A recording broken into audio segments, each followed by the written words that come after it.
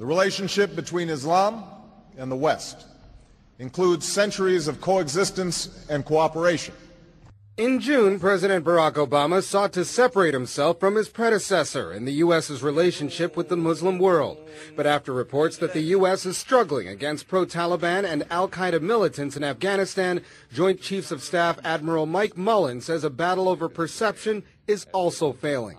In an essay published in the Joint Force Quarterly released Friday, Mullen said, "We need to worry a lot less about how to communicate our actions and much more about what our actions communicate. I would argue that most strategic communication problems are not communication problems at all. They are policy and execution problems."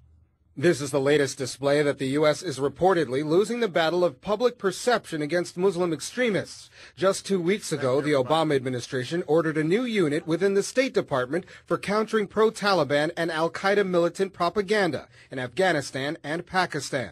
Actions speak louder than words. You can have great strategic communication, you can reach out in a rhetorical way, but your actions are what people are going to examine to determine whether they believe what you're saying or not. Analysts say that the U.S. needs to devote more time to developing relationships with Muslims if it is to win the propaganda war, where it's more about show than tell.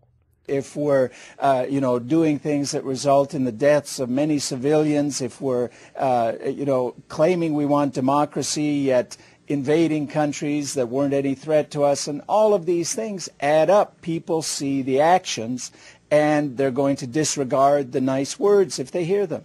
Growing concern over military strategy is prompting Mullen to create a virtual town hall on the internet. Anyone who cares about the folks who serve in the military, to send them their questions on video.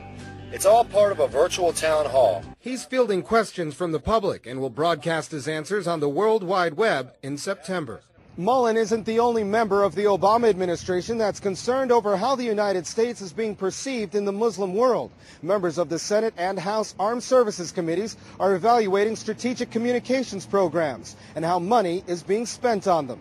For Press TV, Colin Campbell, Washington.